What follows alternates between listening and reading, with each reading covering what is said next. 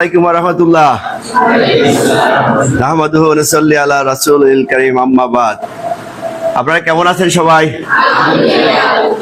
আপনারা কি রূপকথার গল্প শুনতে চান না পরিবর্তনের গল্প? কি ধরনের পরিবর্তন চান? আপনারা কি ধরনের পরিবর্তন চান বলেন? আপনারা কি চান দিন শেষে আপনারা নিরাপত্তায় বাড়িতে ফিরে যান? কেউ আপনাদের সাথে ইফতিজিং না করুক সেটা চান? কে আপনাদের চলার পথে প্রতিরোধ সৃষ্টি করে এটা আপনারা চান? আপনারা দিন শেষে শান্তি পথে ঘুমাতে চান না, নিরাপত্তা চান, সেই তো। আমার নাম আমজাদ হোসেন। আমার পেশা ছিল শিক্ষকতা, ওটা ছেড়ে আমি এখন ব্যবসায়ী হয়েছি। ব্যবসায়ী হওয়ার পর সাথে সাথে আমি চিন্তা করলাম যে আপনাদেরকে নিয়ে কিছু কাজ করব, আমি কাজ করতে চাই, কিছু পরিবর্তন সমাজে আনতে চাই। আর এই পরিবর্তন আমি একা পারবো না। আপনারা যারা জেনজি আছেন, আপনাদের কি বলা হয়? জেনজিরাই কি করা, ওনারা আমাদেরকে নেতৃত্ব দিবে। আপনারা আমাদের নেতা, আপনারাই হচ্ছেন আমাদের নেত্রী, তাই না? আর নেতার গুণ এবং নেত্রীর গুণ কি হতে হয়?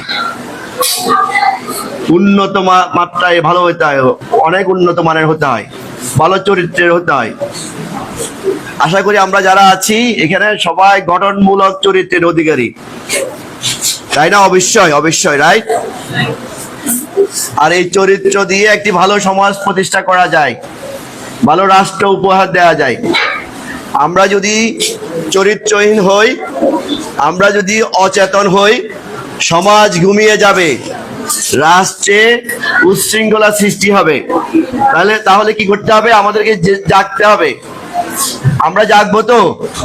কিভাবে জাগবো? আমরা জাগতে হলে কি করতে হবে? আমাদেরকে স্থানীয়ভাবে একজন জাগ্রত নেতা সৃষ্টি করতে হবে না?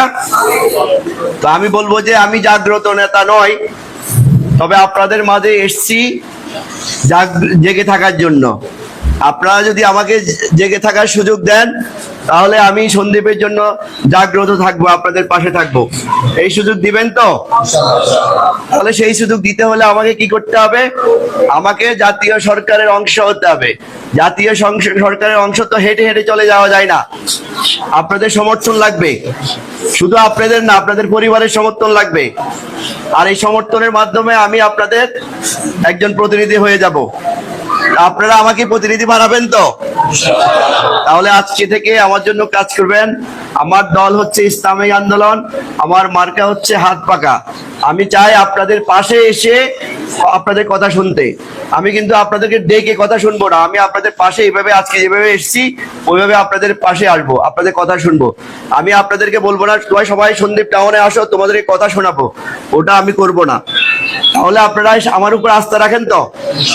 আমি চাই যে সন্দীপে যে রাজনৈতিক অস্থিরতা ওটা দূর হোক, সন্দীপের রাজনৈতিক সহাবস্থান গড়ে উঠুক, ন্যায়ভিত্তিক সমাজ প্রতিষ্ঠিত হোক, সমাজ থেকে যত উচ্ছৃঙ্খলতা আছে, চাঁদাবাজি আছে, জুলুমবাজ আছে, এটা বিমূলে নিপাত যাক। মানুষের যে মানব মৌলিক অধিকার, অন্ন, বস্ত্র, বাসস্থান, শিক্ষা, চিকিৎসা, এটার একটি যথাযথ ব্যবস্থা হোক। এটা তো আমরা সবাই চাই, আপনাদের সাথে আমিও চাই। আর এটা বাস্তবায়ন করতে হলে আপনারা আমাকে সমর্থন করতে হবে। করবেন তো ইনশাআল্লাহ? সবাই এই পর্যন্ত ভালো থাকবেন, দোয়া করবেন। দেখা হবে আরেকদিন ইনশাআল্লাহ আপনাদের সাথে। আসসালামু আলাইকুম।